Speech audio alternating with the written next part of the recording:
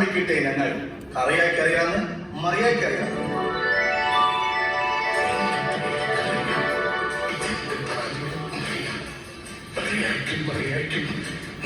മക്കളുണ്ടായിരുന്നു പുലിക്കുട്ടന്മാരെ പോലുള്ള 4 മക്കൾ.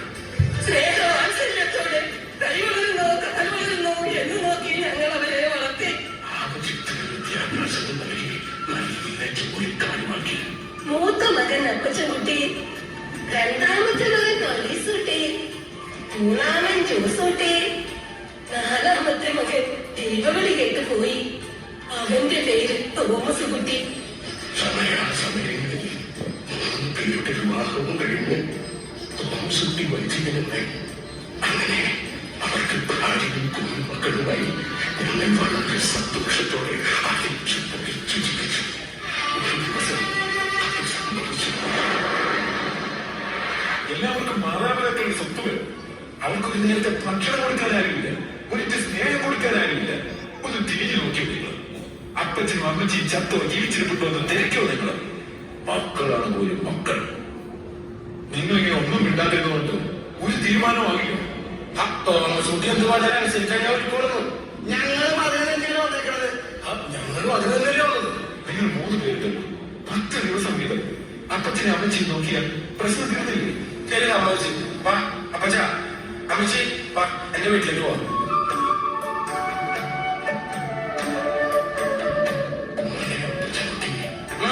എന്ത് വേണം?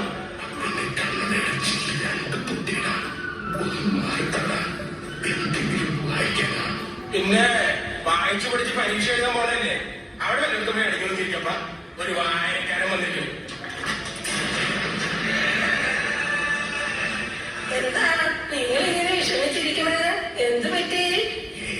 ഒന്നുമില്ല ചേച്ചി, ഞാൻ പോയിട്ട് വരാം. ഒരു 10 ദിവസം കഴിഞ്ഞ് വന്നാ മതി. നാളെ വരാം. വേണ്ട, നീ കുറച്ച് ദിവസം അവധി എടുത്തോ. അല്ല, നീ മുതുക്കലും മുതുക്കി മുന്നിക്കാൻ കുതിരിക്കാനാ? അകത്തോട്ട് വാ, 100 കൂട്ടം പണിയുണ്ട്. എനിക്ക് സീരിയൽ കാണണം. എന്തോ ജീവിതത്തിൽ ഒരുപാട് സന്തോഷിച്ചവനാണ് ഞാൻ.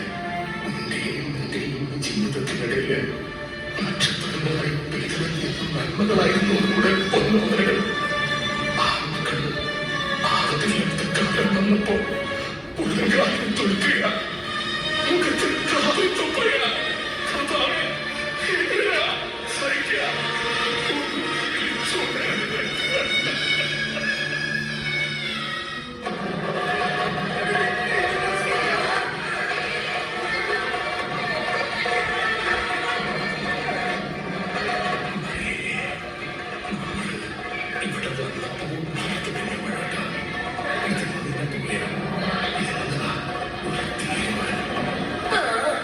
ഇന്നും കൂടി കഴിഞ്ഞ് നമുക്ക് ഇവിടുന്ന് പോകാം.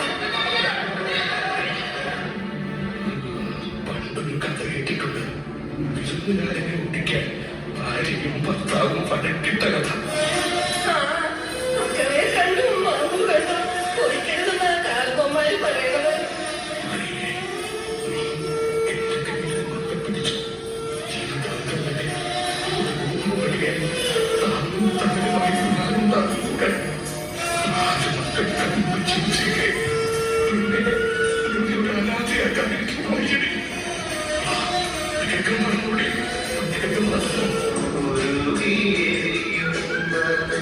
സൂര്യന്റെ ദുഃഖം വിട പറയുമോ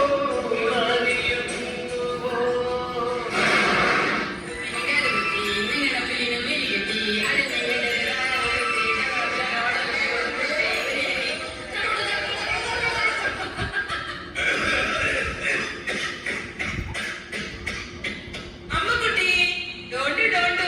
ഞാൻ പറഞ്ഞത് നീ മറന്നോ? Going side. എന്താ മോളെ, എന്താ കാര്യം? കാര്യം എന്താണെന്ന് ഞാൻ ചന്തയോട് പറഞ്ഞിട്ട് വേണം. ചുമയും കൊരയും ഇല്ലാത്ത രോഗങ്ങളൊക്കെയുണ്ട്. ഞങ്ങളുടെ കുഞ്ഞുങ്ങൾക്ക് പകരും. Dirty fellows. മോളെ, അത്രയും മാറാരോഗമൊന്നുമില്ല. സാധാരണ ചുമയാ. അത് മാറിക്കൊള്ളും. മാറിക്കോളും. കുഴിയിൽ പിടിക്കണം.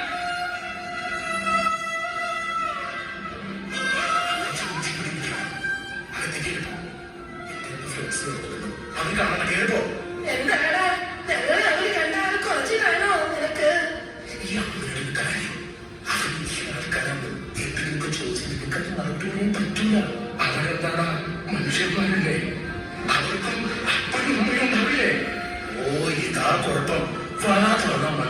അങ്ങനെ പറയത്തുള്ളൂ.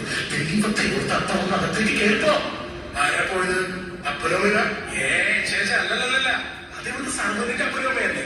എന്റെ ഡാഡി മമ്മി അമേരിക്കയിലാ. സ്വന്തം അപ്പനും അമ്മയും ജീവനോടെ കല്ലുകളെടുക്കാൻ കൊതി കൊണ്ടു നിൽക്കുന്ന മൃഗമേ, ഇത് കണ്ടോ നീ? ഇടവിച്ചിന്റെ കോഴി മാറ്റാനാവാത്ത കോഴി സത്യ. നീയൊക്കെ ജീവിച്ച് വീണു തൊട്ട് ഇന്നുവരെ നിനക്ക് സ്നേഹിച്ചിട്ടേയുള്ളൂ. വരുന്നതും കാര്യം വരുന്നതും നോക്കിരുന്ന് നീതി കൊണ്ടിട്ടുണ്ട്.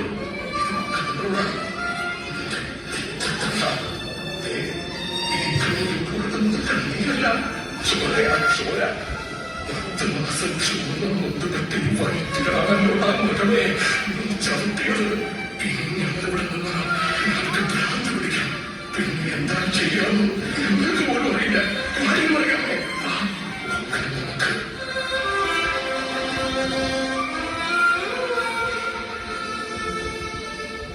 എല്ലാവരെയും വിളിച്ചിട്ടുണ്ട്. ഇപ്പൊ എത്തും. അപ്പച്ചനമ്മച്ചി ഈ ചായ എന്തോ ആരെയും കണ്ടില്ല. ഞങ്ങള് രാവിലെ മുതൽ പള്ളിമുറ്റത്ത് ഇരിക്കുന്നതാ. ഞാൻ പിതാവിനെ കാണാൻ എറണാകുളം വരെ തുടങ്ങി. ജീവൻ കഴിച്ചു ഇല്ല, ഒന്നും കഴിച്ചില്ല. എന്റെ ദൈവമേ, രാവിലെ മുതൽ പൊട്ടിച്ചായിരുന്നു.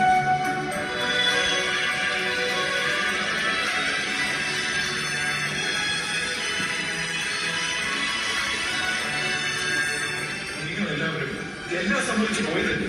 എന്നിട്ടെന്താ അപ്പനും അമ്മയും ആർക്കും വേണ്ടാത്ത പട്ടികളെ പോലെ ഈ പള്ളിമുറ്റത്ത് വൈകുന്നേരം വരെ പച്ചവെള്ളം പോലെ കുടിക്കാതിരുന്നത്? ഞാൻ കഴിഞ്ഞ മാസവും ഈ മാസവും 10 ദിവസം കൃത്യമായി നോക്കിയതാണ്. ഇന്ന് എന്റെ ദിവസമല്ല. ഞാനും കഴിഞ്ഞ മാസവും ഈ മാസവും 10 ദിവസം നോക്കി. ഇത് എന്റെ ദിവസമല്ല. ഇന്ന് എന്റെ ദിവസമാണെന്നാണ് നിങ്ങൾ പറയുന്നത്. കഴിഞ്ഞ 10 ദിവസങ്ങൾ എന്റെ വീട്ടിൽ തന്നെയായിരുന്നു. ഇന്ന് എന്റെ ദിവസമല്ല. നിങ്ങൾ എന്തൊക്കെയാണ് ഈ പറയുന്നത്? എനിക്കൊന്നും മനസ്സിലാവുന്നില്ല.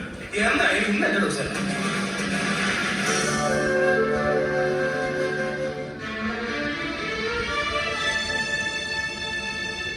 എന്റെ അപ്പച്ചനും അമ്മച്ചിയും ഇന്ന് ആർക്കും വേണ്ടാത്ത അനാഥരാണ്.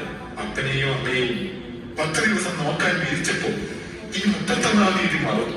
കഷ്ടം. വിഷമിക്കണ്ട മോനെ.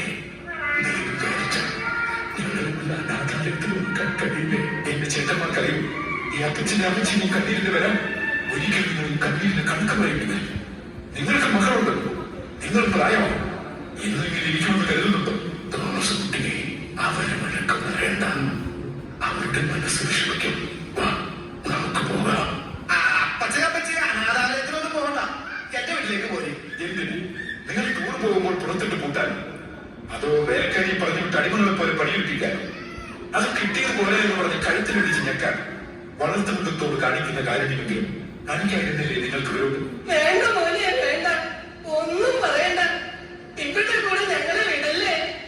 എന്റെ ചേട്ടന്മാരൊന്ന് മനസ്സിലാക്കിയാൽ നല്ലതാണ്. സീനിയർ സിറ്റിസൺസ് ആക്ട് 2007 എന്നൊരു ആക്ട്. അത് പ്രകാരം ഒരു പരാതി ഇവിടെ നിങ്ങൾക്കെതിരെ കൊടുത്താൽ നിങ്ങൾ കോടതി പരാതിയിൽ കിടന്ന് നരകം ശിക്ഷയുണ്ട്. വേണ്ട മോനെ, വേണ്ട.